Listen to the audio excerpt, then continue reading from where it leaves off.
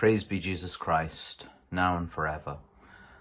I'm still on the phone, I'm afraid, due to technical difficulties with the computer. Hopefully it will all be repaired or a new one by next week. Also a reminder still of the birthday appeal for July the 24th, 2023. The great appeal for our new project in Egypt, which is our fourth country. We're just beginning now. Check out the website.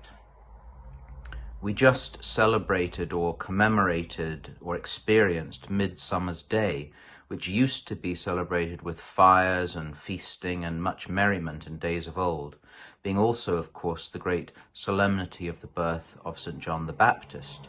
As we know from St. Augustine, the ancients saw great meaning in the fact that following the feast of the Baptist, the days shorten and the darkness increases.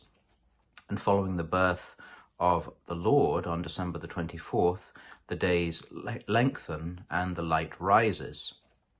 While preparing for last week's feast of St. John, whom the poet Geit in a lovely line called the least of the new and the greatest of the old, I was also drawn to a line in an Anglo-Saxon poem written in the second half of the 10th century called the Menologium. I saw this reference on the excellent blog of the historian Eleanor Parker, someone I've recommended before.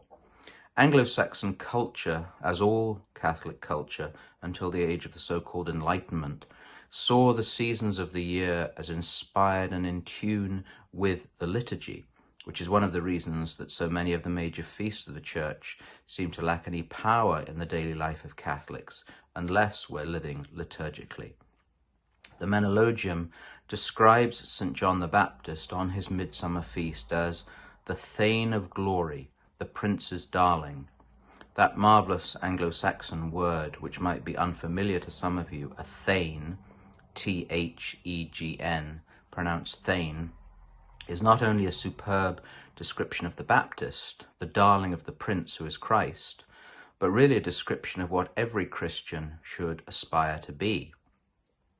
A thane was a noble, but essentially, as one definition says, one engaged in the king or queen's service, or better still, primarily a warrior who defended the king.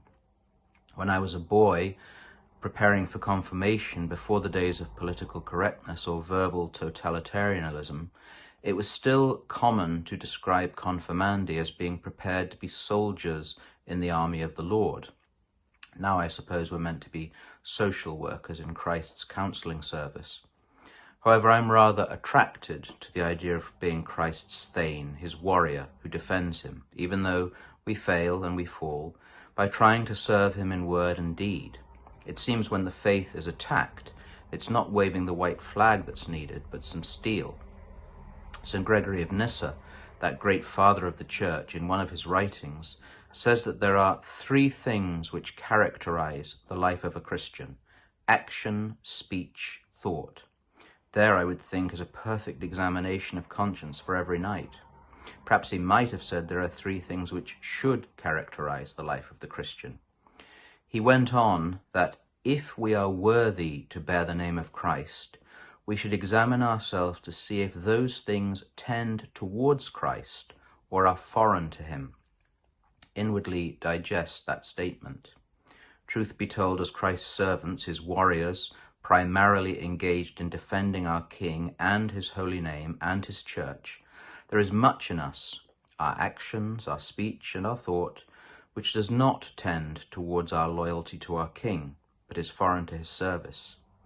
We will become his darlings, true thanes of the King, as we battle each day to be worthy to bear his name, to join thought with action and action with speech. Brethren, rejoice, be perfected, be comforted. Be of the same mind, be at peace, and the God of peace and love will be with you.